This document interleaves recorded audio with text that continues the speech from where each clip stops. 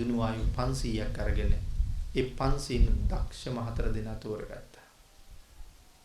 ඉස්සර දුනු ආයන්ට උපාධි තිබුණානේ. ඒගොල්ලන්ට ඉහළම තැනට ගියාම හම්බ වෙන සම්මානෙ මම මේ තේරෙන්න උපාධිය කියලා කිව්වේ. මොනවද තියෙන උපාධිය ඒගොල්ලන්ට? සමහර කට්ටිය සරවේදී, ශබ්ද වේදී, වාල වේදී, අක්කන වේදී. මේ තමයි දනුද්දරයන්ට තියෙන ඉහළම උපාධි හතර. ශරවේදී, ශබ්ද වේදී, වාල වේදී, අක්කන වේදී. ඒගොල්ලන් හොඳට පේනවා සමහර අයට. සමහර අයට හොඳට ඇහෙනවා. අස්සෙයිකුගේ ලෝම ගහකින් බටු ගෙඩියක් වාගේ ගෙඩියක් එල්ලා උඩ යදුන් ගානක් පිටිපස්සට ගෙනහිල්ලා මේ සෙබලේ එයාට කියනවා අර අස්ස ලෝමයට විදින්න කියලා. අස්ස ලෝමේ තියා බටු ගෙඩියවත් පේනවද 70ක් මාල් ගානක් ගෙනිච්චාම. හැබැයි එල්ලලා තියෙන ආධාරකයට වදින්නත් බෑ. බටු ගෙඩියට වදින්නත් බෑ. හරියට අස්ස ලෝමයට විදින්න ඕනේ බටු ගෙඩිය බිම වැටෙන්න. ඒ තමයි වාල වේදී. සඳහන් කරනවා මේ දනුද්දරියෝ හීතල මුදා හරිනවා කියලා. අස්සලෝමේ හොයාගෙන ඊතලිය යනවා. බටු ගෙඩිය බිම වැටෙන්නේ ඊතලේ අස්සලෝමේ පලාගෙන මැද්දෙන් යනවා කියලා. ආහන්ගේ තරම් දක්ෂයන්ට තමයි කියන්නේ වාල වේදී කියලා. ආන් ඒ වාගේ දනුද්දරියෝ 4 දෙනෙක් ගෙනල්ලා රජ මිදුලේ ගල් ටැඹක් හිටවලා 4 දෙනා 4 පැත්තට හේතු කරලා හංස රජුගේ ගල් කණුව උඩ වහලා බරණස් රජුන්ට කිව්වා මේ 4 දෙනාට කියන්නේ දක්ෂතාවයේ උපරිමේ පාවිච්චි කරලා 4 පැත්තට ඊතල 4ක් මුදා හරින්න කියලා. මහරජා ඔබ වහන්සේට මං යනවා නම් පේන්නේ. ඒ හින්දා ඒක දැක ගන්න නූලක් බැඳ සිවුම් නූලක් ඉන්නේ. කරේ ගෙජ්ජියකුත් බඳිනවා. එතකොට ඉතින් හංසයා පේන්නේ ගෙජ්ජිය යන හඬ ඇහෙනවනේ. දනුද්දේව 4 දෙනා එකවර ඊතල 4 පැත්තට මුදා හැරියා. හංස රජුරු කිව්වා මං එක ඊතලයක්වත් බිම වැටෙන්න දෙන්නේ නැහැ ගේනවා කියලා. ඊතල මුදා හරිනවත් එක්කම ඉගිල්ලෙන්න ගත්තා. දුන්න ඉහළට ඇදලානේ විදි. තමන්ගේ දුන්න ඇදලා විදලා දුන්න පාත් කරලා බලන කකුල් දෙක ගාව තමන් විදපු ඊතලිය තියෙනවා. ඒ තරම් මේ හංසයා වේගවත් කියලා කියන්නේ. ඊතල 4 දෙනාගේ කකුල් ගාව තියලා මෙයා ආපහු ගල් ටැඹ උඩ වහලා තියලා. රජුරවන්ට පුදුමයි. රජුරුවන්ගේ සතුට දරා ගන්න බැරුව අහනවා යාළුවේ උඹ වාගේ මිත්‍රෙක් මට මොන තරම් වාසනාවක්ද? හංස රජුරුව කියනවා මහරජා මේක මගේ උත්කෘෂ්ඨ වේගයක් නෙමෙයි. මේක මගේ මධ්‍යම වේගයක් නෙමෙයි. මේක මගේ ඉතා සාමාන්‍ය ගමන. ඒකට තවත් උද්දාමයටපත් වෙච්ච රජුරුව අහනවා යාළුවේ උඹේ උත්කෘෂ්ඨ වේගය කොයි වගේද? ඒ උත්කෘෂ්ඨ වේගයට වඩා වේගෙන් ගමන් කරන දේවල් මේ ලෝකේ තියෙනවද තව කියලා. ඒ කියන්නේ ඔබට වඩා වේගවත් අය ඉන්නවද කියලා. අපුයි මහරජා. මගේ වේගය මොකද්ද? ඊට වඩා වේගෙන් ගමන් කරන දේවල් තියෙනවා. රජුරවන්ට හිතා ගන්නවත් බැරුණා. රජුරව මොකද්ද කියලා. මහරජා ඊට වඩා වේගෙන් අපි හොයාගෙන මාරයා එනවා. කියනවත් එක්කම බර්ණස් රජුරු සිහි නැතුව බිම ඇදෙටුණා. මරණේ චරම වේගවත්ද කියලා. රාජපුරුෂෝ රජුරුවන්ගේ මූණට පැන් ඉහලා ආපහු සිහි කැදෙව්වා. රජුරු නැගිටලා බොහොම බයෙන් අහනවා හංස රජුරුවනි මරණය ඒ තරම් වේගෙන් අපි හොයාගෙන එනවනම් මොනවද කරන්න ඕනේ කියලා. මරණයට මුහුණ දෙන්නේ කොහොමද කියලා. අපොයි මහරජා කරන්න දේවල්ද නැත්තේ. මාරයා එන වෙලාවකී නමුත් ඊට කලින් වහ පන්සිල් රැකගෙන දස කුසල් කරගෙන දස පුණ්‍ය ක්‍රියාවෙන් දස දාන වස්තුයෙන් ජීවිත පෝෂණය කරන්න. මාරයා කැමති වෙලාවකී ආපු වෙලාවක යන්න. කාට බයද? සිල් තියෙනවා. දස පුණ්‍ය ක්‍රියාවම සම්පූර්ණ කරලා තියෙනවා. දස දාන වස්තුවම පූර්ණේ කරලා තියෙනවා.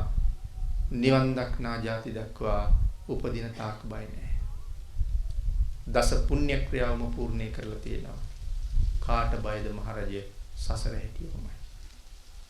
රජුරවන්ට බණක් කියන්නේ න්යාය බය කරලා. රජුරවන්ට බණ කියලා ආපහු චිත්‍රකූට පර්වතයට මෙයා ගියා.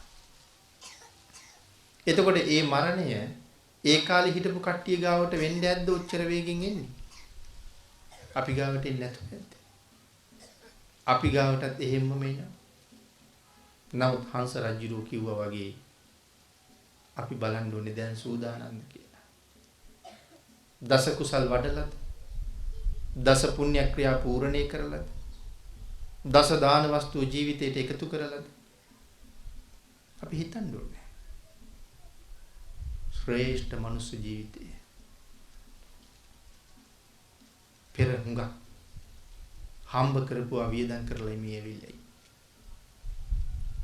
මේ වාඩි වෙලා ඉන්න අය කොයි තරම් පුණ්‍යවන්තද කියන කාරණාව මේ ලෝකේ කාට කොහොම කියලා ඉවර කරන්නද? ඔබ ගාව තියෙන පින්කන්ත. පෙර හම්බ කරපු ඒ පින් අසීමාන්තිකව වියදම් කරලා තමයි ඔය ජීවිතය අරන් තියෙන්නේ. නිකම්ම හම්බුන්නේ ඔක. වියදම් කළා. මොනවද වියදම් කළේ? පෙර කරපු පින් වියදම් කළා. පෙර පින්. පෙර පින් තියෙන බව මේ ලෝකෙ මොකද්ද? මේ ලෝකෙ තියෙනවා නිවන ගාවට යන්න සුදුසු අති විශිෂ්ටතම කාරණා 38ක්. ඒක මේ ලෝකෙ කිසි කෙනෙකුට ඉක්මවන්නත් බෑ. නිවනට යන්න ඊට වඩා තව උතුම් කරුණු තියෙනවා කියලා කියන්නත් බෑ. ලෝකේ තියෙන උතුම්ම කාරණා 38 මීට වඩා උතුම් දේවල් නැහැ. ඒ කාරණා 38 ගැන කොහෙද කියලා තියෙන්නේ? අපේ බුදුරජාණන් වහන්සේ මංගල සූත්‍රය. මංගල කාරණා කීයද? 38යි. මේ මංගල කාරණා 38 ඇතුලේ පෙර පින් ඇති බව ගැන කතා කරන එක මංගල කරුණා. කොහොමද කියලා තියෙන්නේ? පුබ්බේච කත පුඤ්ඤතා. පෙර කරන ලද පින් ඇති බව හැබැයි මංගල කාරණාව. එතකොට මේ මළුව පුරාම වාඩි වෙලා ඉන්න අයගෙන් පේන්නේ පෙර මොනවා කළ බවද? පෙර නම් හොඳට පින් කළ බවයි. අද පින් කළාද කියන එක තමන් තමයි දන්නේ. මං කිව්වා හුඟක් වියදම් කරලා මේ ඇවිල්ලා ඉන්නේ කියලා. ඒ වියදම් කළේ අර පෙර කරපු පින්. මේ උතුම් ජීවිතයේ පින් වියදම් වෙනවා කියන කාරණාව පැහැදිලි කරන්න අපූර්ව කතාවක් තියෙනවා. පිළින්දිවච්චි මහරහතන් වහන්සේගේ චරිත කතාවේ. දන්නව නේද පිළින්දිවච්චි මහරහතන් වහන්සේ? අපේ ශාසනයේ හරි අපූර්ව රහතන් වහන්සේ නමක්. උන්වහන්සේ සම්බන්ධයෙන් බැඳුන අපූර්ව කතා බොහොමයක් තියෙනවා. හරි විචිත්‍රයි පුදුමයි. මං හිතන්නේ අපි අය දන්නවා. තව විටක නොදන්නවා කියලාත් කියන්න වෙනවා. ඒක කියන්න වෙන්නේ හරි අවාසනාවන්ත විදිහට. ඒ චරිතනේ අග්‍ර ශ්‍රාවකයන් වහන්සේගේ චරිතය, අග්‍ර උපස්ථායකයන් වහන්සේගේ චරිතය, 80 මහ ශ්‍රාවකයන් වහන්සේලාගේ චරිත, තවත් මාර්ගඵලලාභීන්ගේ චරිත, මහරහතන් වහන්සේලාගේ චරිත අධ්‍යයනය කරන්න තියෙන විශිෂ්ට චරිත. මං කිව්වේ හරි දුකින් කියන්න වෙනවා කියලා. අපි මේ තරුණ දුවල පුතාලා මේගොල්ලොත් මේ ලෝකේ නොයේක් චරිත අනුකරණය කරනවා. නළුවන්ගේ චරිත, නිලියන්ගේ චරිත, ගායකයන්ගේ චරිත, ක්‍රීඩකයන්ගේ චරිත, නැත්නම් ගහ ගන්න අයගේ චරිත. මේ නොයෙක් චරිත අනුගමනය කරන්න පුරුදු වෙන්නේ නැද්ද මේ අයත්? අපිත් ඒ වාගේ වෙන්න දඟලනවා. මට හිතෙන්නේ හරි පව් කියලා. ඒ චරිත ගැන තොරතුරු හරියට හොයනවා. අනුන්ගෙන තොරතුරු කොච්චර හොයනවද? ඔය එක එක චරිත ගැන හොය ඉන්න වෙලාව හොයන්නකො මේ ශ්‍රේෂ්ඨ උත්තමයන් වහන්සේලගේ චරිතයක් ගැන. එක චරිතයක් අධ්‍යයනය කරන්න. මම එවන් කෙනෙක් වෙනවා කියලා හිතන්න. මෙහෙම නළුවේ, මෙහෙම නිලියක්, මෙහෙම කෙනෙක් වෙනවා කියලා හිතනවට වඩා මමත් මේ වාගේ කෙනෙක් වෙනවා කියලා හිතුවොත් මොන තරම් සුවදායකද? පිළින්දි වච්චි මහරහතන් වහන්සේ දෙවියන්ට ප්‍රිය වූ මහරහතන් වහන්සේලා අතර අග තනතුරු දරන. හැබැයි උන්වහන්සේ ගැන තව කතාවක් තියෙනවානේ. කතා හම්බෙන හැමෝටම කතා කරන්නේ වසලය කියලා. ඉතින් හුඟක් පහත් විදිහට නේ ආමන්ත්‍රණේ. ඉතින් ඔකට චෝදනාව හරියට. අන්තිමට භාග්‍යතුන් වහන්සේ සඳහන් කළා චෝදනා කරන්න එපා මේ මහරහතන් වහන්සේ නම. මේ වසලය කියලා කියන්නේ අනික් අයට නිග්‍රහ කරන්න නෙමෙයි. පුතේ කියනවා වගේ ආදරෙන් කියන්නේ වසලය කියලා. පෙර පුරුද්ද. එක දිගටම ආත්ම භාව 500ක්ම බ්‍රාහ්මණ කුලයේ ඉපදිලා තමන්ගේ යටත් වැසියන්ට පහත් කරලා කතා කරපු පුරුද්දටයි තාමත් මේ වසලය කියන්නේ. නැතු මේ කාටවත් අද පහත් කරන්න එහෙම නෙමෙයි. රහත් උනත් පෙර පුරුදු තියෙනවා. ඔබ ගාවක් තියෙනවා, මම ගාවක් තියෙනවා පෙර පුරුදු.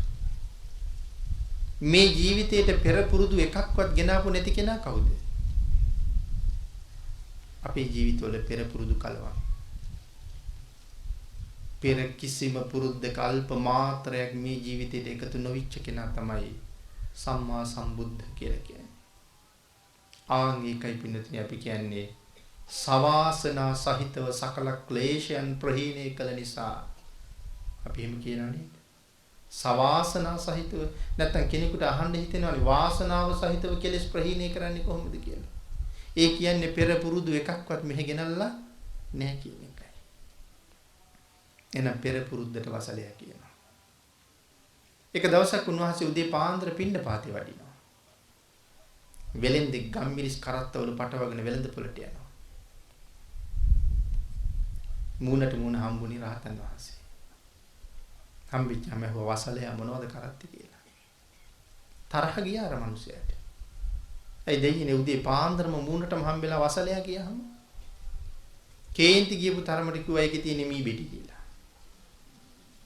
එහෙනම් එසේම වේවා කියලා උන්වහන්සේ වැඩියා. පොළට ගිහින් අර බඩු විකුණන තැන ඒ ඔක්කොම වහලේ හදාගෙන මේස ටික තාගෙන කරත්තෙන් ගම්මිරිස් භාජන බාගෙන ඇවිල්ලා මේස උඩ තියලා විකුණන්න ඇරලා බලහම මොනවද විකුණන්නේ? සේරම මී බෙටි. කේන්තිය තවත් දෙගුණ තෙගුණ වුණා. ඔක්කොම පටවගත්ත කරත්තෙට දැන් යනවා.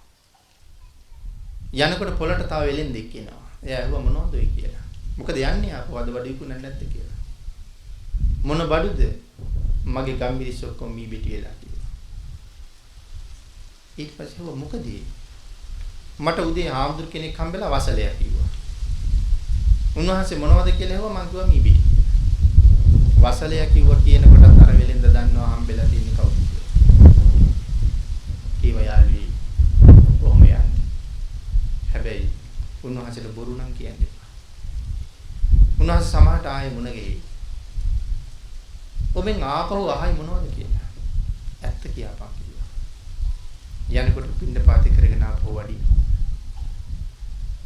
වසලයා මොනවද කරන්නේ කියලා.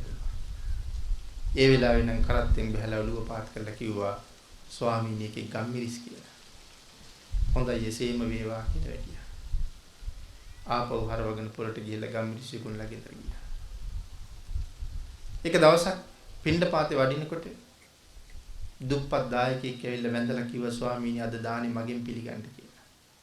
ඒ ගෙදර වැඩියා.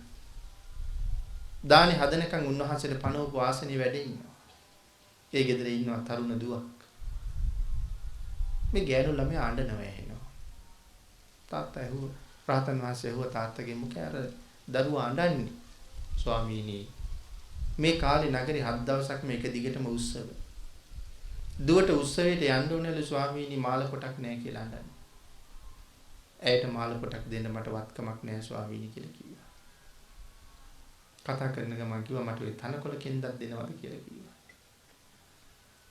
ඒකෙන් ගෙතුවා මාළ කොට. තාත්තට දුන්නා මේක ගෙන හින්දුවේ කරි බඳින්න කියලා. ඒක බැඳගෙන සනකෙලියට ගියා. ඒ මාළි රත්තරන්. ඒ වාගේ රත්තරන් රජුරුවන්ගේ මාලිගාවේවත් භාණ්ඩාගාරේවත් නැහැ. මේක දැකලා රාජපුරුෂ රජුරුවන්ට කියලා හෙව්වා කොහෙන්ද මේ තරම් වටින මාලය? කියන්න දන්නේ නැහැ. පවුලම හිරිය දැම්මා. රහතන් වහන්සේට දවසක් ওই පැත්තෙන් වඩිනකොට ආරංචි වුණා අර ගෙදර කට්ටිය ඔක්කොම හිරිය කියලා. රහතන් වහන්සේ රාජමාලිගාවට ගියා. රජුරු පෙරමගට ඇවිල්ලා පිළි අරගත්තාම ඇහුවා ස්වාමීනි මේ වෙලාවේ කුමක් සඳ වැඩියද කියලා. මහරජය අපි කුළුපග දායක පවුලක් හිරිය දාලා කියලා ආරංචි වුණා. එහෙමයි ස්වාමීනි. අඳුරනෝ දෙකයි. ඒගොල්ලෝ ගාව තියෙනවා ස්වාමීනි තා වටිනා රත්තරන් වර්ගයක් කොහෙන්ද කියලා ඇහුවට කියන්නේ. කියනකම් හිරේ දැම්මා කිව්වා. රජුණන්ගෙන් ඒවා මහරජය ඒ මිනිස්සු ගාව තියෙන අර දැරියගේ කරිය මාල පොටක්. ඔබතුමාට මොකටද මෙච්චර රත්තරන් කියලා ඇහුවා. කතාව අදහ ගන්න බැරුව වටපිට බලහම මුළු රාජමාලිගාවම ඝන රත්තරන් වෙලා. රජුණන්ට තේරුණා කතාව ගෞරවනීය විදියට පවුල නිදහස් කළා. මේ වාගේ කාරණා තියෙන පිළින්දි වෙච්ච මහරහතන් වහන්සේගේ චරිත කතාවේ. උන්වහන්සේ දෙවියන්ට ප්‍රිය වූ මහරහතන් වහන්සේලා අතර අග තනතුර ලබන්න ප්‍රාර්ථනා කරන කාලේ මහ දානයක් දුන්නා. ඒ දානෙට විශාල කුඩ ලක්ෂයක් පූජා කළා. ලක්ෂයක් රහතන් වහන්සේලාට බුද්ධ ප්‍රමුඛව දානෙ දෙන්නේ. ඒ කුඩ පූජා කරපු පිනෙන් එතන ඉඳලා සුගතියේ උපදින භවයක් පාසා ඔළුවට ඉහලින් කුඩ ඉහලෙනවා. කුඩ පූජාවේ පින. ඔළුවට ඉහලින් එච්චර කුඩ ඉහළුණා. රහත් වෙන අන්තිමාත්ම භාවයේ උන්වහන්සේගේ හිසට ඉහලින් කුඩ ඉහළුන්නේ නමුත් මේ පිළින්දි වච්ච ආප සසර ගමන මේ මෙහෙමයි කියලා කුඩ පූජාවේ ආනිසංස කුඩ ලැබුණ හැටි අපේ බුදුරජාණන් වහන්සේ පැහැදිලි කරනකොට හාමුදුරුවෝ ඇහුවා ස්වාමීනි ඇයි මේ ආත්මෙට කුඩයක් ඉහළුන්නේ නැත්තේ කියලා. කුඩ ලක්ෂයක් ඉහළිනවා. මේ ආත්මෙට කුඩ නැත්තේ කියලා. සඳහන් කළා මහණෙනි මේ ආත්මෙටත් කුඩ ඉහළෙන්න තිබුණා. ඒ කුඩ ඉහළෙන්න තිබිච්ච පින වෙනත් වැඩකට වියදම් වුණා. ඒ පින වෙන එකකට වියදම් වෙච්ච හින්දා කුඩ නැහැ. මොකේදද ස්වාමීනි වියදම් වුණේ කියලා ඇහුවා. පෙර කවදාවත් හම්බ වෙච්ච නැති මේ ජීවිතේ විතරක් පිළින්දි වච්ච හොයාගත්ත අරිහත් චත්‍රය ලැබීම උදෙසා ඒ පින් ඔක්කොම වියදම් වුණා. පිළින්දි වච්ච රහත් වුණා. ඒ හින්දා කුඩ හම්බුන්නේ කිව්වා. දැන් මේකෙන් පේනව නේද පෙර කළ පින් මේ ජීවිත ලබන්න වියදම් වෙනවා කියලා. ඔය ඇස් දෙකට, ඔය කන් දෙකට, ඔය අත් දෙකට, ඔය පාද දෙකට කතා කරන්න පුළුවන් බවට, නැමෙන දිවට ඔය ඔක්කොටම පෙරපින් වියදම් වෙලා තියෙනවා. ඒ පිනක ප්‍රතිඵලයක් පුණ්‍ය නිධානයක් පින් උල්පතක් මහ පින් කන්දක්. ඒක වෙන්දේ බුදුරජාණන් වහන්සේ අපිට කතා කරන්න පින්වතුනි කියන නම පාවිච්චි කළේ. පින්වතුනි කියන නම පාවිච්චි කළා. ඒ තරම්ම පින් කරලා යෝ ඉඳගෙන ඉන්නේ. නමුත් ඒක තාම තේරුම් ගත්තේ නැහැ. හුඟක් අය හැමෝම නෙමෙයි. මේ වගේ කාරණා මේ ජීවිතේ වටිනකම කියන්නේ කොච්චරද? මහා බෝසතාණන් වහන්සේ පින් කරපු හැටි අපිට කියලා දුන්නා. ඒ කියලා දුන්නේ ලක්කන සූත්‍ර අට කතාවේ. කොහොමද පින් කළා කියලා කිව්වේ? මහා බෝසතාණන් වහන්සේ පින් කරපු හැටි ලක්කන සූත්‍රයෙන් අපිට කියලා දුන්නේ වචන හතරකින්. අහලා තියෙනවද මේ වචන හතර? කටත්තා, උපචිතත්තා, උස්සන්නත්තා, විපුලත්තා. මතකද? කටත්තා, උපචිතත්තා, උස්සන්නත්තා, විපුලත්තා. පින්කම එකපාරක් කළා කියලා නිශ්ශබ්ද වෙන්න එපා. නැවත නැවත කරන්න ඕනේ. පුඤ්ඤං චේ පුරිසෝ කෛරා කෛරා තේතං පුනප්පුනං කියලා දේශනා කළා. එහෙනම් නැවත නැවත කරන්න ඕනේ. අපි කියමු අද මල් පූජා කළා. මේ ජීවිතේටම ඇද්ද අද කරාම. උදෙත් කරන්න, හවසත් කරන්න. හෙට උදෙත් කරන්න, හෙට හවසත් කරන්න. අනිද්දා උදෙත් කරන්න, අනිද්දා හවසත් කරන්න. නැවත නැවත නැවත නැවත කරාම මොකද වෙන්නේ? පින්කන්ද. හිතන්නකෝ මේ වැල්ලට ගෙනල්ලා දානවා බොරළු කැටයක්. හාත්පස ඉඳලා බලහම බොරළු කැටේ පේනවද? නෑනේ. වැලි ගොඩ උඩ බොරළු කැටයක්. ඒක යට යනවා වැල්ලේ. ඔතෙන්ට එක කැටයයි 2යි 3යි 4යි දැන් බොරළු කැට 100ක් දාලා මෙතෙන්ට එක එක. දැන් නම් බොරළු කන්ද පේන්නේ නැද්ද? ඔතෙන්ට 1000ක් 10000ක් ලක්ෂයක් දාපහම මහ බොරළු කන්දක් නේද? එහෙනම් මල් පූජා කරනවා කියන එක නැවත නැවත නැවත නැවත කරලා දැන් මල් පූජා කිරීමේ පින් කන්ද වෙනම තියෙනවා. තිරිසන් සත්තුන්ට බත් දීලා දීලා දීලා ඒ කුසලයේ වෙනම කන්දක්. පන්සලට peeru දානේ දීලා දීලා ලබාගත්ත පින් කන්ද වෙනම. දුගියන්ට මගියන්ට දීලා දීලා ගත්ත පින් කන්ද වෙනම. පන්සල් රැකපු පින් කන්ද වෙනම. අටසිල් රැකපු පින් කන්ද වෙනම. විවිධ පින්කම් නැවත නැවත කරලා දැන් පින් කඳු නෙමෙයි. ආන් කටත්තා කරන්න ඕනේ. උපචිතත්තා නැවත නැවත කරන්න ඕනේ. එහෙම නැවත නැවත බොරළු කැට දාපු නිසා තමයි ඉස්සිලා පෙවුනේ. එහෙනම් තුන්වෙනියට කිව්ව උස්සන්නත්තා. එක පින්කමක්ද කරලා තියෙන්නේ පින් වර්ග ගොඩ. ඒ හින්දා දැන් පැතිරිලා. ආන් ඒකට කිව්ව විපුලත්තා කියලා. තව ටිකක් හවස් වුණාම මේ ගල් පොත්ත උඩ හිටගෙන මේ හාත්පස බලහම මොනවද පේන්නේ? වටේටම කඳු ගැට මුදුම් පේන්නේ නැද්ද? හැම තැනම කඳු මුදුම්. මරණ මංචකේ නිදාගෙන මරණයත් එක්ක පොරබද බද ඉන්න වෙලාවේ මගේ ජීවිතෙන් මං කරගත්ත පින් මතක් වෙනකොට පින් පොත ලියවි එකනේ සමහර. දැන් එතකොට මට පේන්නේ නැද්ද මං කරපු පින් ගොඩවල්? ආන් දැන් හාත්පස පැතිරිලා කඳු පේනවා මොනවද? මල් පූජා කරපු පින්කන්ද, සිල් ගත්ත පින්කන්ද, දන් දුන්න පින්කන්ද දැන් පැතිරිලානේ. පැතිරිලා ඉස්සිලා මුදුම් පේනවා. විපුලත්තා. මහබෝසතාණන් වහන්සේ පින් කරපු. ඉතින් ඔබත් එහෙම කරන්න දැන් අවස්ථාව හම්බෙලා තියෙන දැන් පටන් ගන්න තියෙන. ඒකයි මම කිව්වේ මේ වටින අවස්ථාවෙන් ප්‍රයෝජන ගන්න ඕනේ කියලා.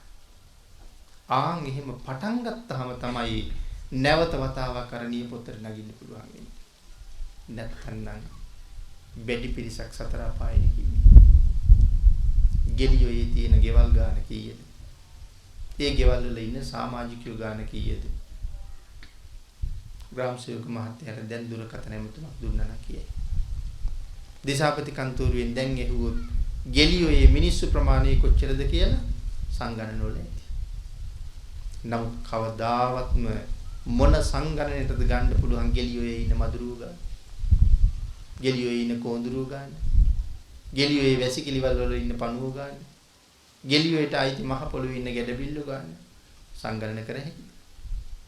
දැන් තේරෙනවද මිනිස්සු ටිකයි අන්‍ය සත්තු වැඩි කියලා? එහෙනම් බුදුරජාණන් වහන්සේගේ උදාහරණේ 100ට 500ක් ප්‍රත්‍යක්ෂ වෙන තැන නෙමෙයිද ඔය? එහෙමනම් මේ ජීවිතේ මේ මළුව උඩ ඉවර වෙන්නත් පුළුවන්. අද රැයට නිදි යහන වෙන්නත් පුළුවන්. කෑම කන පුටු උඩ වෙන්නත් පුළුවන්. කොතන වෙන්න බැරිද? හෙට ඉඳලා පින් කරන්න පටන් ගමුද? නෑ, දැන් ඉඳලා පටන් ගමු. හෙට ඉඳීද කියලා කවුද දන්නේ? ඒකයි මේ අත්තානං වේපියං ජඤ්ඤා.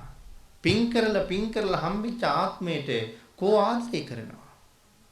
ඒ ආත්මයට ආදරේ නම් කවදාවත් සතර පායට යන්න දෙන්නේ නැහැ. දුකේ සීමාවක් නැහැ පින්නතුනි. තිරිසනෙක් විඳින දුක් අමුතුවෙන් කියන්න ඕනේද? ප්‍රේතෙක් විඳින දුක් බුද්ධාන්තර ගණන් ජීවත් වෙනවා කියන්නේ. කණ්ඩත් නැහැ බොණ්ඩත් නැහැ බුද්ධාන්තර ගණන්. දෙවේලක් නොකෑවහම අපිට තියෙන අමාරුයි බුද්ධාන්තරයක් කැම නැතුව මැරෙන්නේ නැතුව ඉන්න මිනිහා කොහොම ඉන්නවද? නමුත් එහෙම දුක් විඳින ප්‍රේතයෝ මේ කතා කරන මොහොතේ කෝටි ප්‍රකෝටි ගණන් අපි අසලත් ඇති පේන්නේ නැතුව. අසුර ලෝකවල ඉපදිලා විඳින දුක් ඔක්කොටම වඩා ලොකුයි නිරේ විඳින දුක්. මොනවද නිරේ? මහා පායවල් කීයද? 8යි. සංජීවය කාල සූත්‍රයේ සංඝහතේ රෞරවයේ මහා රෞරවයේ තාපයේ මහා තාපයේ අවීචිය. මේ 8 වටේට පුංචි පුංචි අපායවල 128ක් තියෙනවා. ඒවට කියනවා සුපත් නිරයන් කියලා. ඒ 128යි මහාටයි 136යි. නිරේවල් ප්‍රමාණය. පළවෙනි සිල්පදෙන් අපිට දේශනා කළේ පාණාති පාතා වේරමණී සික්ඛාපදං සමාදියාමි. ප්‍රාණඝාතයෙන් වළකින්න කියලා. අහන්නකු ජීවිතේ වැළකීලාද කියලා. නමුත් ප්‍රාණඝාත කරාම යන්න තියෙන නිරය මොකද්ද? අපූර්වට ධර්මයේ පැහැදිලි කරනවා ප්‍රාණඝාත කරන අය යන්නේ සංජීවයට කියලා. අපි හරියට කෑකෝ ගහනවා හරක් මරනවට විරුද්ධව. හොඳයි. හැබැයි ඉතින් හරක් මරුවා කියලා වෙන අපායකට යන්නේ. හරක් මරුවා, අලි මරුවා, ඇත්තු මරුවා, කූඹි මරුවා, මදුරුව මරුවා යන්නේ එකම අපායට. ඒ කොහාටද? සංජීවයට. ඒ සංජීව කියලා කියන්නේ අපිට නමකුත් තියලා තියෙනවා එහෙම. එහෙම නේද? සංජීවලා, සංජීවනීලා, අමිලලා ඔය නම් වල තේරුම් දැනගත්ත. අමිල කියලා කියේ මගේ ජීවිතේ මිල කරන්න බෑ කියලා. ඉතින් අමිල දන්නවනම් මං අමිලයි කියලා. ඒක නොදන්න නිසා අමිල කොච්චර වැරදි කරගෙනද? සංජීව කියලා කියන්නේ ආය මෙරි මෙරි උපදිනවා කියන එක. නැවත නැවත පණ එනවා සංජීව. එනම් මේ නිරයත් එහෙමයි. මැරෙනවා උපදිනවා සීමාවක් නැහැ. කොච්චර ආයුෂ තියෙනවද මේ නිරේට? බිලියන 1620ක් මනුස්ස වර්ෂ. චාතුම් මහරජික දිවි ලෝකේ. දෙවියන්ගේ ආයුෂ මනුස්ස වර්ෂ වලින් අවුරුදු 90යි. චාතුම් මහරජිකේ අවුරුදු 90යි අපේ අවුරුදු වලින්. පින්නතනේ ඒක පුදුමයක් නෙමෙයි. මේ 90 සංජීවයට එක දවසයි කියලා කියන්නේ. 90 360ක් අවුරුද්දයි එවන් අවුරුදු 500ක් ආයුෂයි මනුස්ස වර්ෂයෙන් බිලියන 1620ක්. ඉහළම ආයුෂ තියෙන දිව්‍ය ලෝකයේ ආයු ප්‍රමාණය මනුස්ස වර්ෂයෙන් අවුරුදු 921 කෝටි 60 ලක්ෂයක්. ආන් ඒ දිව්‍ය ලෝකයේ ආයුෂ වලට වඩා අඩුම ආයුෂ තියෙන අපාය ආයුෂ වැඩි. ඒ අන්තිම ආයුෂ තියෙන දිව්‍ය ලෝකෙ බිලියන ගණන් ආයුෂ නැහැ. ප්‍රාණඝාත කරලා යන්න තින්නේ. ඒකයි බුදුරජාණන් වහන්සේ දේශනා කළේ එපා ප්‍රාණඝාත කරන්න කියලා. ඒකයි පුංචි කාලෙම පුරුදු කෙරුවේ පාණාති පාතා වේරමණී සික්ඛාපදං සමාදියාමි කියලා. අපේ කල්පනාව අපි ළමයින්ට ආදරේ කියලා. මං හිතන්නේ ඒක බොරු ආදරයක්. ඒක වංචාවක්. ඇයි ඒ වංචාවට අපි ගිහින් තියෙන්නේ? ඒකට ගියේ ධර්මයේ දන්නේ නැති හින්දා. ධර්මය නොදන්න හින්දා. ධම්මෝ හවේ රක්කති ධම්මචාරී. ධර්මයේ හැසිරෙන කෙනා ධර්මයේ විසින්ම රකින්නවා. එහෙම නේද? අපි ධර්මයේ හැසිරෙන්නේ නැති නිසා අපි රැකෙන්නෙත් නැහැ. අපි දරුවෝ රැකෙන්නෙත් නැහැ. ධර්මයේ හැසිරෙන්න අතිශය ඒකාන්තයෙන් ධර්මයේ විසින් රකී. ඒක ස්ථිර. නමුත් සාමාන්‍යයෙන් අපේ සමාජයේ ඒක කතා කරන්නේ ධර්මයේ විසින් රකී කියලා. අපි සමහරලාට ලියලා තියෙන්නේ ධර්මයේ හැසිරෙන්න ධර්මයේ විසින් රැකේ කියලා. ඒක රැකෙන්නත් පුළුවන් නැති වෙන්නත් පුළුවන්. කර්මකාරකෙන් ලියලා තියෙන්නේ. එහෙම නෙමෙයි අතිශය ඒකාන්තයෙන් ධර්මයේ හැසිරෙන්න ධර්මයේ විසින් රකී. මං කිව්වා අපි පුංචි ළමයිට ආදරේ නෑ කියලා. මං එක උදාහරණයක් කියන්න පුළුවන් ගොඩක්. උතර කාල වේලාවක් යනවනේ ගොඩක්. මං හිතන්නේ තවත් හුඟක් වෙලා බණ අහන්න කාලේ නෙමෙයි. පන්සලේ තව බුදු පූජා ඇති. ඔබට ගෙවල් දොරවල් යන්න ඇති. නමුත් අහන්න ඕනේ ධර්මය. නමුත් අපි එහෙම පුරුදු වෙලා අඩුයි. බුරුමෙන් නම් බණ අහන්න ඉගෙන ගත්තාම පැය 4ක් 5ක් එක දේශනාවක්. කකුල් දෙක නමලා ඉඳගත්තාම දේශනාව ඉවර වෙනකන් එකම විදිහයි. ශ්‍රාවකියොත් එහෙමයි. හැබැයි අපිට වාගේ නම් පහසුවෙන් බණ කියන්න බෑ. ධර්ම දේශනාවේ හාමුදුරුවන්ට කොතනද වැරදුනේ කියලා දායකයා හොඳටම දන්නවා. බණ පද 7-8ක් වරද්දවල බුද්ධ භාෂිතය වෙනස් කළොත් දේශනාව ඉවර වෙනකොට රිම. බුද්ධ ධර්මයට හානි කරන්න බෑ කොහොමද? අපි ගාව ඉච්චර ශ්‍රද්ධාව නැහැ. අද දැනුත් ගිහිල්ලා රහතන් වහන්සේලාට වඳින්න පුළුවන් රට බුරුමේ. දැනටත් එක ස්වාමින් වහන්සේ නමක් වැඩ ඉන්නවා බෝධිශයඩෝ කියලා. රහතන් වහන්සේ නම. ත්‍රිපිටකයෝ කියලා ස්වාමින් වහන්සේ නමක් වැඩ ඉන්නවා රහතන් වහන්සේ නම. ත්‍රිපිටකයයි අටුවාවයි ටීකාවයි තුනම කටපාඩම්. ගිනස් වාර්තාවක් තියෙන උන්වහන්සේට. ත්‍රිපිටකයයි අටුකාවයි ටීකාවයි තුනම කටපාඩම් හින්දා. අද ගිහිල්ලා මුණ ගැහෙන්න පුළුවන් රහතන් වහන්සේ ගැනක් මම ඔය කිව්වේ. ඒ තරම්ම ධර්ම ගරුයි. නමුත් අපි කාරණාව වෙන පැත්තට යනවනේ. දැන් බලන්නකො මේ පුංචි ළමයි සත්තු මරන්න කැමති නැද්ද? චූටි අය. ළඟින් කූඹියෙක් ආවොත් ඔය ඉඳ ගන්න කාලේ බඩ ගන්න කාලේ ඇඟිල්ල තියලා තද කරන්නමයි කල්පනා. ඉඳගෙන ඉන්නකොට ළඟින් කැරපොත් එක්ක ආවොත් අතින් ගහන්න එක්ක අතින් ගහනවා නැත්නම් අතේ බාටාවක් හරි ඔය සෙල්ලම් කරත්තේ හරි තිබ්බොත් මොකෙන් හරි ගහනවා ඒක ළමයිනේ. එතකොට කර්මය ගැන අම්මා දන්නවනම් මෙයා ඇඟිල්ලෙන් කූඹියා පොඩි කරාම මෙයාගේ සංසාරයට මොකද වෙන්නේ? එකෙක් මරහම එකපාරක් මැරෙනවා නම් කමක් නැහැ. සසර භයානක ඒකින්ද නෙමෙයි එකෙක් මරහම 100,000 ගණන් මැරෙන්න වෙනවා. හිතන්න එපා එක මදුරුවයිනේ තැළුවේ කියලා. එකෙක් තලහම එකපාරක් නෙමෙයි මට තැලෙන්න වෙන්නේ. එකෙක් තලහම මට 100,000 ගණන් ආත්මවල තැලෙන්න වෙනවා. ඇයි? අපේ හිත තප්පරයට කෝටි ප්‍රකෝටි වාරයක් සිත් උපදිනවා. ආන්ගේ උපදින සිත් අතර තියෙන විපාක සිත් කියලා කොටසක්. ඔක අභිධර්මයත් එක්ක අධ්‍යයනය කරගන්න ඕනේ. මගේ අත උස්සලා මදුරුවාගේ ඇඟට පාත් කරනකොට ඒ කාලය තුල මට උපදින විපාක සිත් ගාන කොච්චරද? ඒ සිත් ගානට මට තැලෙන්න වෙයි. ආන්ගේකයි භයානකයි ප්‍රාණඝාතය කියන්නේ. එතකොට පොඩි එක්කෙනා කූඹියා තලහම එයාට සංසාරේ ආත්ම කීයක් තැලෙන්න වෙයිද? ගහින් වැටිලා තැලිලා මැරෙනවා. ගහ ඇඟට වැටිලා තැලිලා මැරෙනවා. ගේ බිත්ති ඇඟට වැටිලා මැරෙනවා. පස් කඳු කඩාගෙන වැටිලා මැරෙනවා. බස් එකට යට වෙලා මැරෙනවා. කෝච්චියට යට වෙලා මැරෙනවා. මේ ඔක්කොම තැලිලා මැරෙන්නේ මේ ජීවිතේ කෝච්චියට තමයි යට උනේ. නමුත් කෝච්චියට මේ ජීවිතෙන් යට වෙන්න එයාගේ පෙර කරගත්ත කර්මයක් තියෙනවා. ආන් ඒකයි මේ තැලිලා මැරුනේ. ඔය කතාව හරියට දන්නවා නම් පුතාට කූඹි මරන්න දෙනවද? අම්මා නිකන් ඉන්නේ නැහැ එපා පුතේ කියලා කියනවා. එපා පුතේ කියලා කීවට නැගිටලා ගිහලා ළමයා ගන්නවද? එපා කී අපි වැඩ. ඊළඟට ඒ වැඩ එච්චරම වටිනවද? වටිනව නම් මේ අවස්ථාවෙත් එපා කියලා නිකන් ඉන්න ඕනේ. කොයි අවස්ථාවේද? කූඹියා ඇඟිල්ලෙන් තද කරනවා දැනගන්නකොට එපා කියනවා. හැබැයි ළමයා නැගිටලා ලිප දිහාට යනකොටත් අම්මා එපා කී බලාගෙන ඉන්නවද? අම්මගේ තණ්හාව ඉස්මතු වෙච්ච තැන. මේ ජීවිතයේ ඔබ මැරුණොත් මට හරි දුකයි.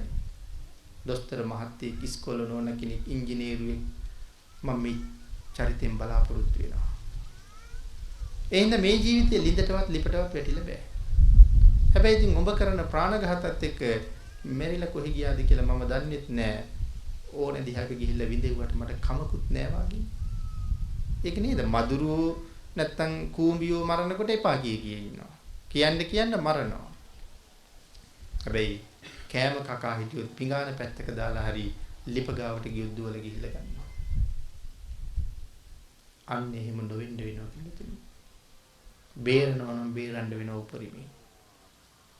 ධර්මයේ දැනගෙනම රකින්න වෙනවා. අන්න ඒකටයි කියන ආදරය කියලා. බුදු පියාණන් වහන්සේගේ අවවාදේ අපි අතහැරලා අමතක කරලා තියෙනවා. මව්පියන්ගෙන් දරුවන්ට ඉෂ්ට වෙන්න ඕන යුතුයකම් කීයක් ගැන දේශනා කළාද? මතකද?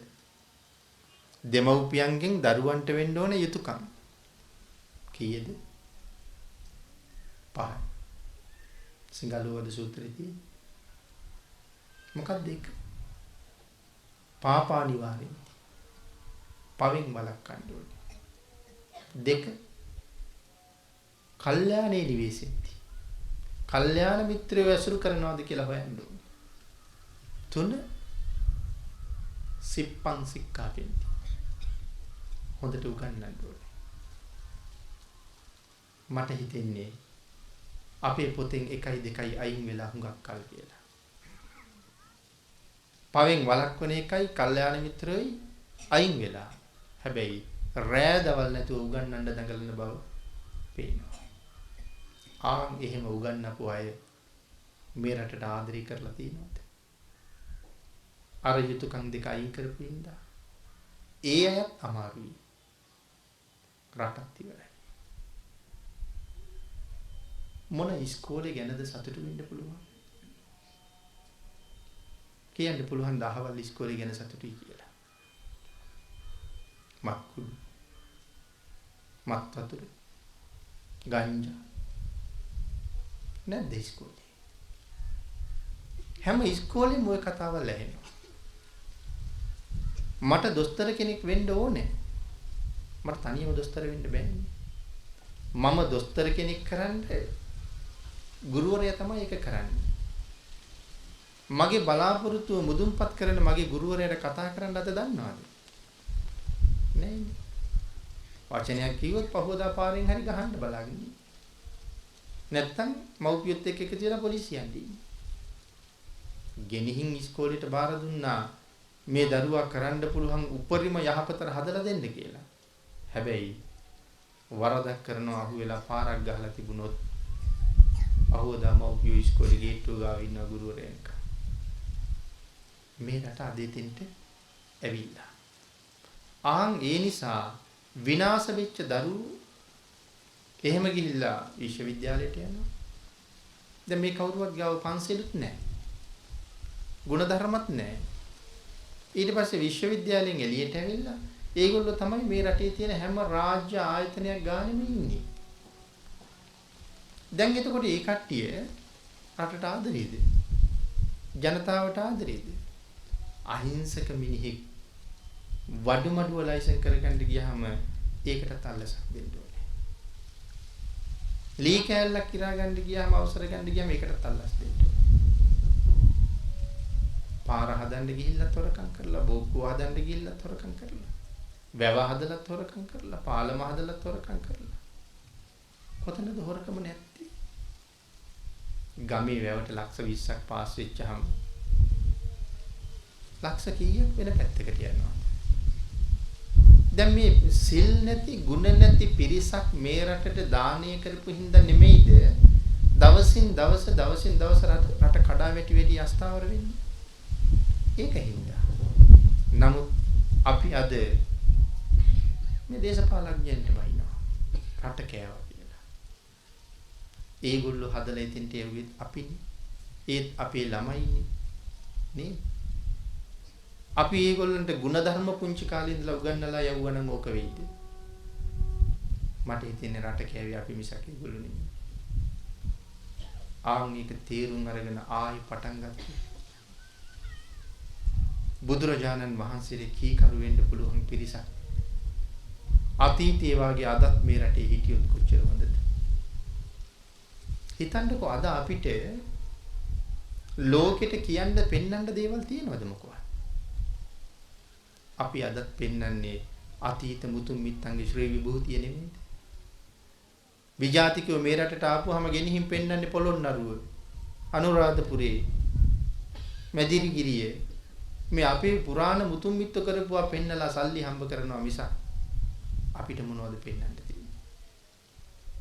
සිංහල ජාතිය හරි ශ්‍රේෂ්ඨ ජාතියක්. නමුත් ඒක අද නෑ. අද තියෙන්නේ නම විතරයි. ලංකාව හරි විශේෂ රටක්. කෝටි ලක්ෂයක් සක්වලක සුවිශේෂී රටක් ලංකාව කියලා කියන්නේ. ජීවමාන බුදුරජාණන් වහන්සේ වැඩ ඉන්න කාලේ අලුත්ම භාග්‍යතුන් වහන්සේගෙන් ලැබිච්ච අලුත්ම ධාතුන් වහන්සේලා හම්බෙච්ච රටක් මේක. කවුද අරගෙන ආවේ? පපස්සු බල්ලුක දෙන්න. ලෞතර බුදුරජාණන් වහන්සේ අදිෂ්ඨාන කරනවා වෙන කිසිම සක්වලකට බෙදෙන්නේ නැති වෙන්න ධාතුන් වහන්සේලා හත් නමක් අති සුවිශේෂී විශාලතම ධාතුන් වහන්සේලා. ඒ ධාතුන් වහන්සේලා මේ මුළු සක්වලට අදිෂ්ඨාන කරන්නේ. ඒ කියන්නේ සතර පායට නම් හම්බෙන්නේ නැහැ ධාතුන් වහන්සේලා. බ්‍රහ්ම ලෝක 20ක්, දිව්‍ය ලෝක 6ක්, මනුස්ස ලෝක 1ක්. මේ මනුස්ස ලෝකෙ ඊට පස්සේ රටවල් කීයක් තියෙනවද? මේ තරම් විශාල ප්‍රදේශයකින් යම් කිසියම් රටකට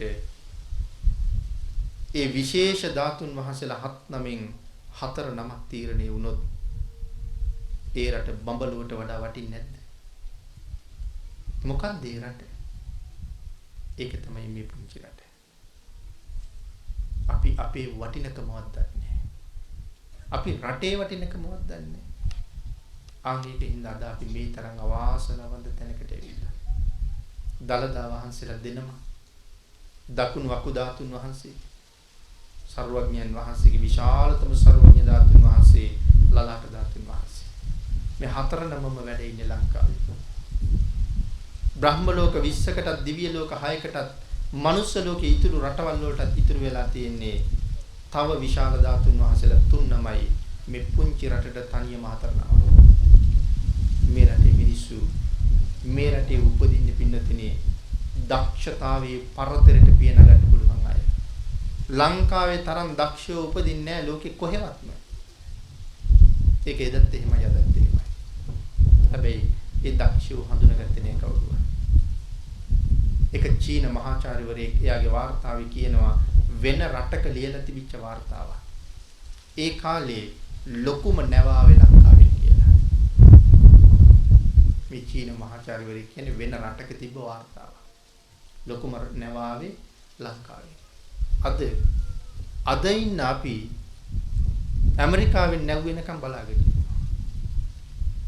මහා පරාක්‍රම බාහු රජු මාස 3න් නැව් හදලා බුරුමිට යවුවා. බුරුමි හිටපු දුර්දාන්ත පාලකයා එළවලා සම්‍යක් දෘෂ්ටිකේ රජ කෙරෙව්වේ අදත් රහතන් වහන්සේලා පහළ වෙන රටක් කියලා. බාණ්ඩ පරාක්‍රම බාහු රජු දැකපු දුර විදේශ රටකට ගිහිල්ලා යුද්ධ කරන්න පුළුවන් සෙම්පතියෝ පරාක්‍රම බාහු රජුගේ කාලේ හිටියා. ඒ වගේ රටක්. නමුත් අද මෙහෙම වුණේ බුදුරජාණන් වහන්සේට අකීකරු වෙච්ච හින්දා. යම් කෙනෙක් භාග්‍යතුන් වහන්සේගේ ධර්මයේ ක්‍රියාත්මක කරනවා නම් ඒ ජාතිය වටන්න මේ විශ්වයේ කිසි කෙනෙකුට බෑ. දෙවියෙකුට, බ්‍රහ්මයෙකුට, මාරයෙකුටවත් බුද්ධ දේශනාව ක්‍රියාත්මක කරන්න වෙන් කරන්න බෑ. නමුත් අපි හිතන්නකො රටක් හැටියට ගත්තත් බුදුරජාණන් වහන්සේට කීකරු වෙලා කටයුතු කරන අපි කීයෙන් කී දෙනාද? බුද්ධ ආගමේ කියන නම නැති වුණාට බුදු පියාණන් වහන්සේගේ දේශනාව පිළිපදින වෙනත් අය ඉන්නවා. ලිච්ඡවි රාජ්‍යයේ තිබුණනේ අපරිහානීය ධර්ම 7ක්. නේද? සප්ත අපරිහානීය ධර්ම. ලිච්ඡවින්ට විරුද්ධව යුද්ධ කරන්න යනකොට අජාසත් රජුරවන්ට භාග්‍යතුන් වහන්සේ මොකද දේශනා කළේ? ඔය අපරිහානීය ධර්ම 7 ලිච්ඡවීන් ළඟ තියෙන තුරු විශාලව පරාජය කරන්න කිසි කෙනෙක් සමත් නැහැ කියලා. අද ඒක අපි ගාව නැති වුණාට සමහර අය ගාව තියෙනවා. සමගිව රැස් වෙනවා. සමගිව සාකච්ඡා කරනවා. තීරණ තීන්දුව වලට සමගිව එළඹෙනවා. සමගිව විසිරෙනවා. අපි දැඟලුවාට කවදා අභිභවනය කරන්න බෑ. වෙන නමක ඉඳගෙන ක්‍රියාත්මක වෙන්නේ බුද්ධ ධර්මය. අපිට විතරක් වැරදිලා තියෙනවා. හිතන්න එපා අදට වඩා ලස්සන රටක් හෙට දකින්න. මේ දරු පැටවුන්ගේ අනාගතයේ හිතාගන්න බැරි තරම් අවාසනාවන්තයි. නැවත වාතාවක් බුදුදහමට ඔබ ආවොත් සතුටක් තියෙයි. නැත්නම් හිතාගන්නවත් බැරි තැනට යනවා. ඇයි සම්‍යක් දෘෂ්ටික දෙවියෝ කවුරුවත් අපිට උදව් කරන්නේ? ඇයි අපි ඔක්කොම ඉන්නේ මිත්‍යා දෘෂ්ටිය පැත්තේ මිස සම්මා දිට්ඨිය පැත්තේ නෙමෙයි. අපි ගාව තියෙන්නේ හුඟක් අය ළඟ බෞද්ධ කියලා නමක් විතරයි. හරියටම තෙරුවන් සරණ ගිහිල්ලා පන්සිල් රකින්න පිරිසක්. අපි ඉපදිලා දැනට දවස් කීයක් ඇද්ද? හිතන්න. දැන් අවුරුදු 35ක් 40ක් 50ක් 60ක් දවස් ගානට බෙදන්නකො හදන්නකො තමන්ගේ ඉපදිලා දැන් දවස් කීයක් ජීවත් වුණාද කියලා. අපි සිංහල බෞද්ධයෝ හැටියට අපි ඒ කල්පනා කරන්නකෝ මං ඉපදිලා දැන් දවස් 14000ක් විතර ආවොත් අපිට මේ දවස් 14000න් පන්සිල් රැකපු දවස් 5ක් තියෙනවා කියලා අභිමාණයෙන් මෙනෙහි කරන්න පුළුවන් වෙයිද? එහෙම නොවුනනම් අපි කවද සුගතියට යන්නේ? එහෙනම් අපිටම වැරදිලා නේද? ඕවගෙන් පේනවා අපි ආත්මයට කිසිම ආදරයක් නැහැ කියලා. මැරිච්ච ගමන් නිරේට යන්න පාර හදාගත්ත පිරිස. එහෙම වෙන්න එපා. ශ්‍රේෂ්ඨ වටිනා ජීවිතයක් අමිල වූ වස්තුවක්. ඒ අමිල වස්තුව භාග්‍යතුන් වහන්සේ ළඟ විතරක් සතපවන්න. භාග්‍යතුන් වහන්සේගේ ධර්මයෙන් පෝෂණය කරන්න. බුද්ධ නැමැති සූර්යාගේ හිරු කිරණ පිනිබින්දුවක් වාගේ ওই ජීවිත වලට වැටුනහම මැණික් කැට වාගේ බබලෙනවා. තන පතාග තියෙන පිනිබින්දුව කොච්චර අස්තිරද? හැන්දෑවට තන පිට්ටනිය දිහා උදේට ගිහිල්ලා බලහම තන පිට්ටනිය මොනව ඔබ්බලා වාගේද පේන්නේ? මැණික් ඔබ්බෝලා වාගේ. එයි තනපත් අග පිනිබින්දු එව්වට ඉරේලිය වැටිලා කහ පාට, නිල් පාට, රතු පාට පිනිබින්දු බබලෙනවා. දැකලා තියෙනවනේ. ඒ පිනිබින්දුව මැණිකක් වගේ බබළුනේ කවුරු හින්දාද? සූර්යයා හින්දා. ඔබේ මගේ ජීවිතත් පිනිබින්දුව වගේ. ඒ තරම් අස්තිරයි. මේ සූර්යාගේ එළියෙන් අපි මැණික් නූනට බුද්ධ නැමැති සූර්යා ධර්මයේ නැමැති කිරණ තවම ලෝකයේ පුරාම විසිරවලයි තියෙන්නේ. ආන්ගේ කිරණ මේ ජීවිත වලට හරියට වැදෙනවා නම් අපි මිනිකැට වගේ බබලෙනවා. එවන් ජීවිතයක් පෝෂණය කරන්න හදමු. පන්සිල් පද පහක් කතා කරමු කියලා වාඩි වුණාට අපි පාණාතිපාතාවවත් ඉවර කළේ නෑ. නමුත් ධර්ම දේශනාව බොහෝ වෙලා කරපු නිසා ප්‍රයබෝ වෙන නිසා මම හිතන්නේ ඔබට යන්න අවශ්‍යතාවය ඇති. අපි මේ කරුණ ටික හිතට අරගෙන ආපහු සැරයක් අපි ජීවිතය හදමු.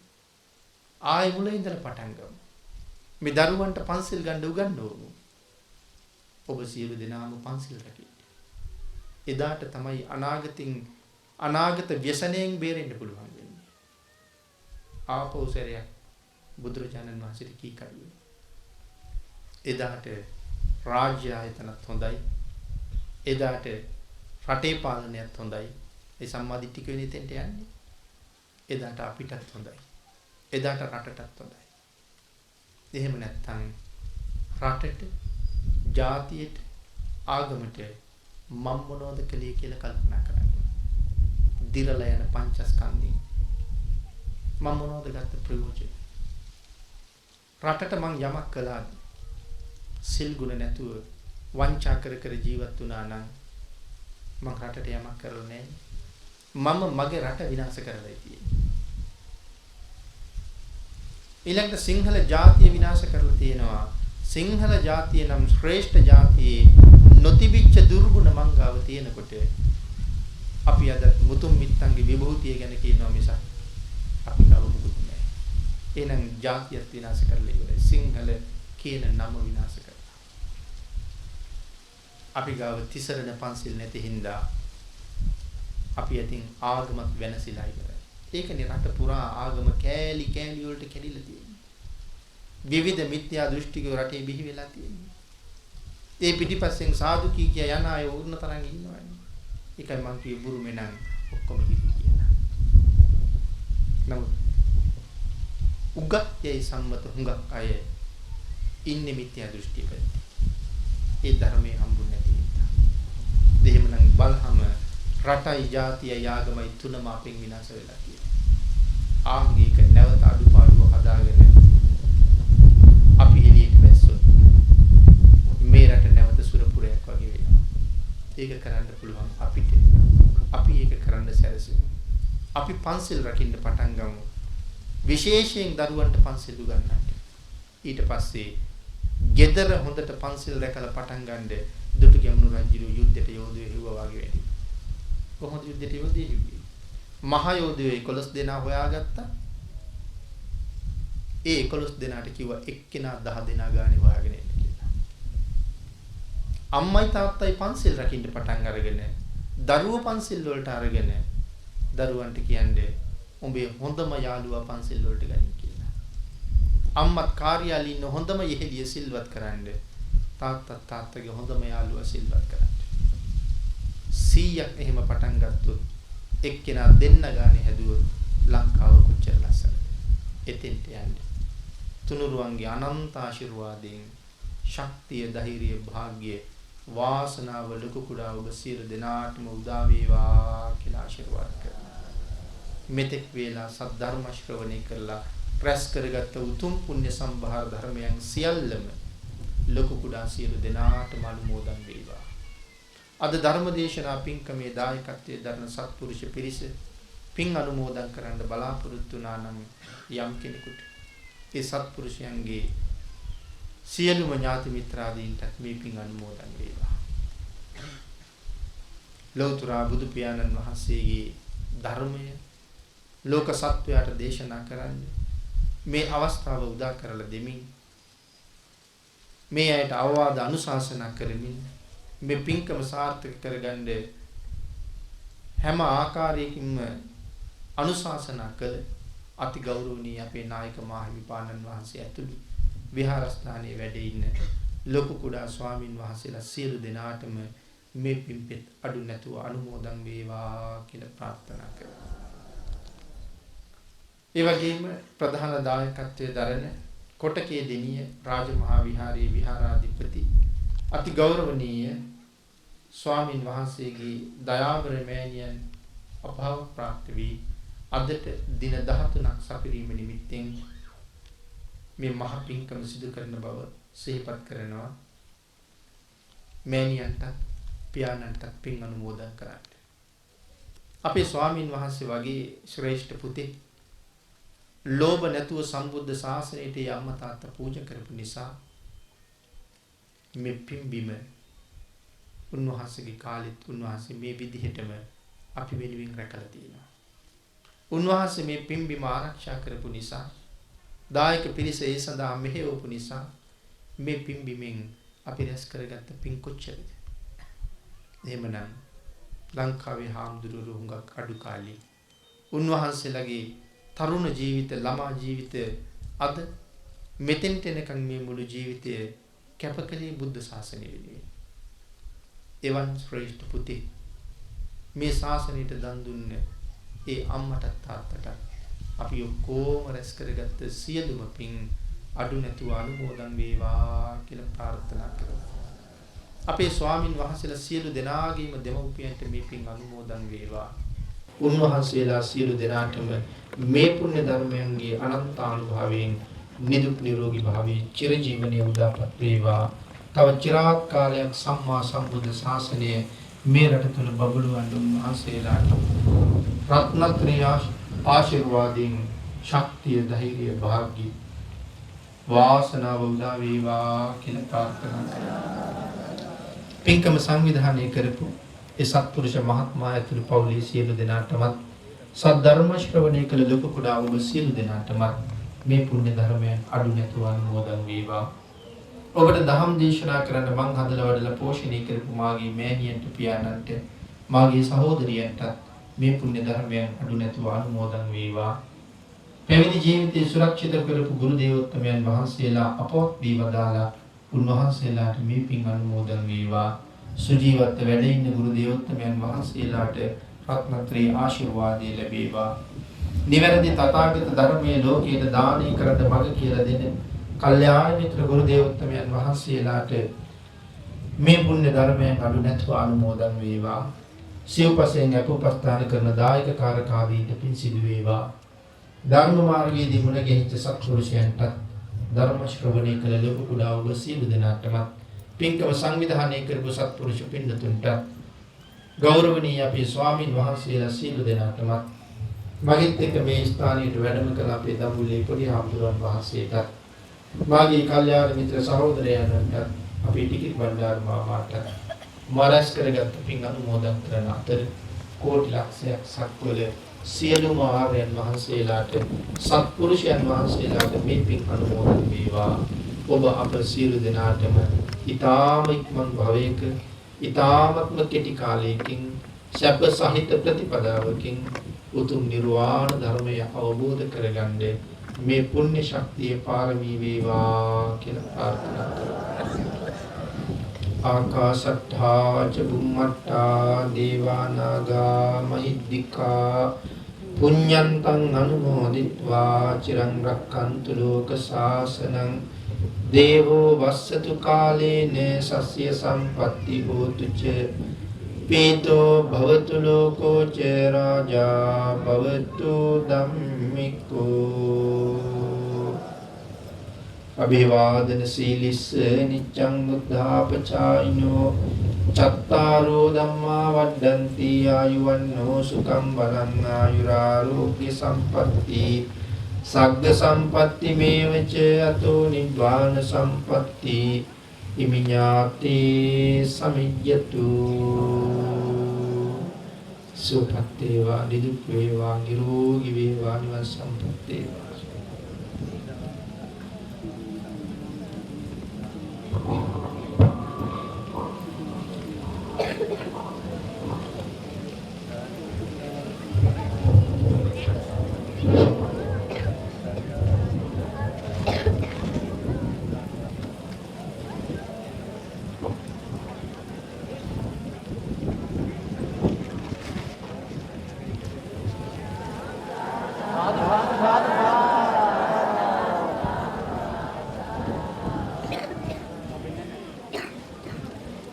ada cuttak ඉස්සරෙන් අයින් වෙන්න. ඉස්සරෙන් අයින් වෙන්න.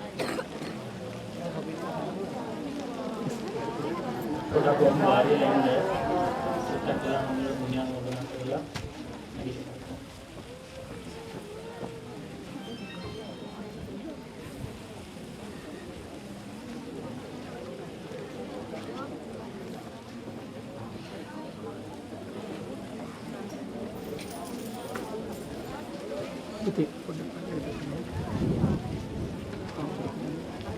නිකවරකය අඹරගිරි පුරාණ විහාරයේ විහාරාධිපති රූපවාහිනී හා ගුවන්විදුලි විචිත්‍ර ධර්ම කතික කෝරළයාගම සරණතිස්ස අපේ ගෞරවනීය ආම්දුරන් වහන්සේ ඒ වගේම ඓතිහාසික කොටගේදිනී රාජමහා විහාරය හඟුරංගේ තරත්තන රාජමහා විහාරය යන උභය විහාරාධිපති අස්කිරි මහා විහාරයේ කර්මාචාර්ය රාජගුරු මැටිදිනිය ධම්මරතන අපේ ගෞරවනීය ලොකු හඳුරන් වහන්සේ ඇතුළු වැඩම වදාළ පූජනීය මහා සංඝරත්නයන් අවසරයි ශ්‍රද්ධා බුද්ධ සම්පන්න කාරුණික වාසනාවන්ත සත්පුරුෂ පින්වත්නි දැන් මේ වෙලාවේදී සිදු කරන්න බලාපොරොත්තු වෙන්නේ මේ උතුම් පුණ්‍ය කර්මයේ සඳහා අපට ඉතාමත් වටිනා අවවාද අනුශාසනා සපයමින් ධර්ම දේශනාවේ කටයුත්ත සිදු කරන ලේන ගෞරවනීය ආම්දුරන් වහන්සේට පුණ්‍යානුමෝදනාව සිදු කිරීමත් ඒ වගේම මේ ධම් සභා මණ්ඩපයේ සකස් කිරීම ඒ වගේම ආරාධනා කිරීම ආදී කොට ඇති සියලු කාර්ය භාරයන් කළ සියලු දෙනාටම මේ වෙලාවේදී පින් අනුමෝදන් කිරීම තමයි මගේ අරමුණ.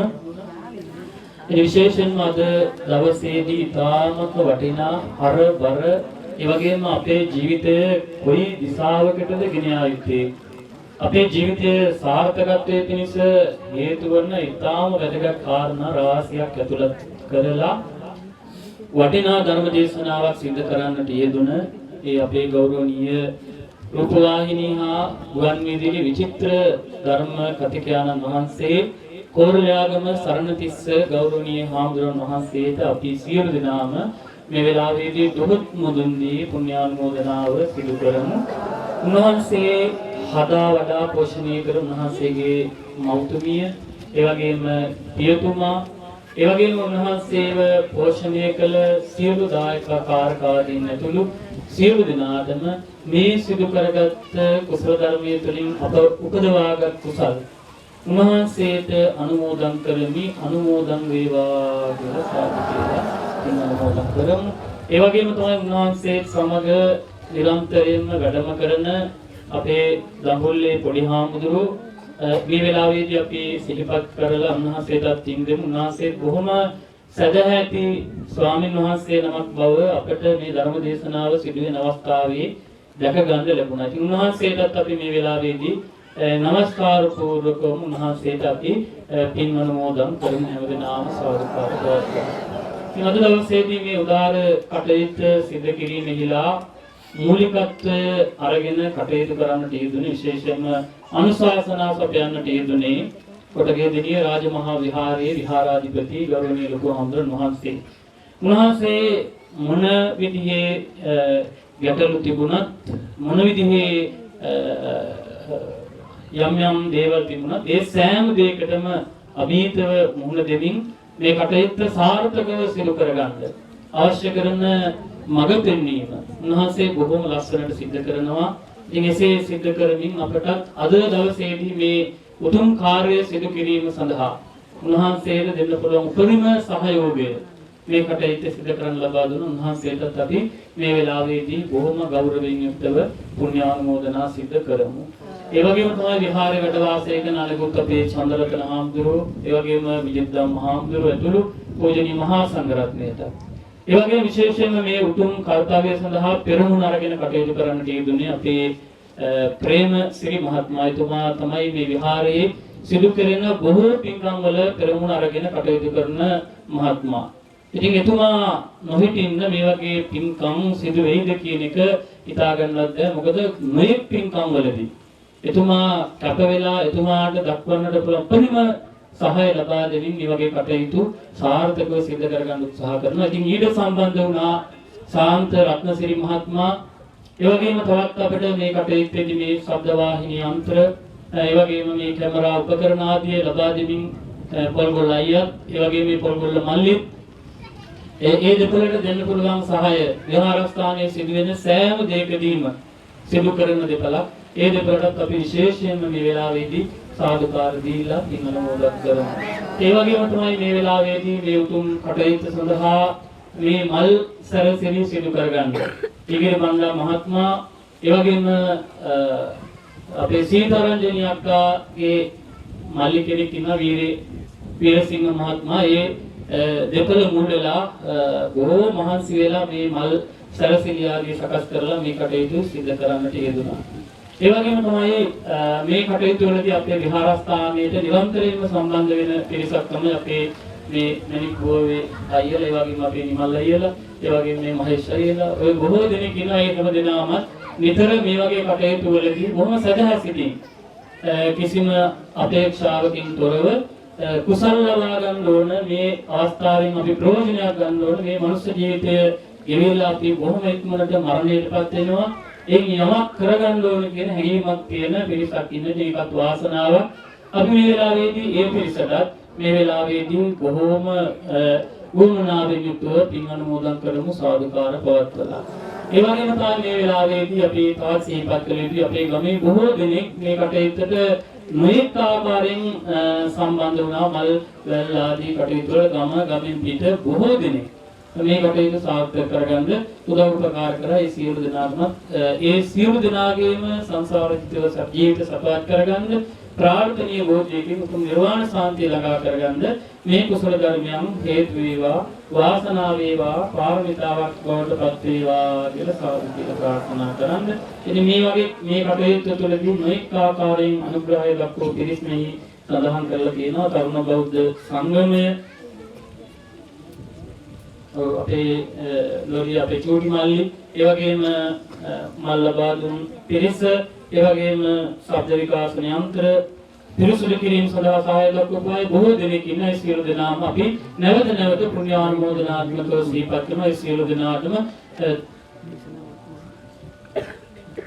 වගේම දැන්වීම සකස් කිරීම වෙනල් සකස් කිරීම මේ ආදී සියලු දේවල් වලට නන්වයින් සහායකය දක්වපු සියලු දෙනා කිසිම කෙනෙක් මේ කටයුතු වල නිරතුනේ නංගා කියාගන්න එහෙම නෙවෙයි. හැමෝටම ඕන කලේ පිනයි. හැමෝටම ඕන කලේ මේ සසර ගමනේ තියෙන භයානකත්වය වටහාගෙන ඒ මත මිදෙන්න යම් උපකාරයක් මේ ධර්ම දේශනාව තුළින් සකස් කරගන්න හැමෝටම ඕන කලේ. ඉතින් මේ උතුම් අරමුණ පෙරදරි කරගෙන හැම දෙනාම බොහෝම වටිනා වූ සත්කාරයක් සිදු කරගෙන බොහොම උතුම් ධර්ම දේශනාවක් ශ්‍රවණය කළ ඒ තුලින් හිත පහදවාගෙන සිදු කරගත් ආ කුසල් වලින් ඔබ අප සියලු දෙනාට මේ දුක් සහිත සසර ගමන නිමා කොට ලබන උතුම් මහා නිවන් සුවයෙන් සැනසීම ළඟා කරගන්න සිදු කරගන්න දුණු සියලුම කුසල ධර්මයන් හේතු වේවා වාසනාව වේවා පාරමිතාවක් වටන්පත් වේවා කියලා සාදු ප්‍රාර්ථනා කරමි. නැවත නැවතත් අපේ ගෞරවනීය හාමුදුරන් වහන්සේට මෙවැනි උතුම් වටිනා සත්ක්‍රියාවන් මේ සම්මා සම්බුද්ධ ශාසනයේ චිරස්ථිතිය වෙනුවෙන් සිදු කරන්න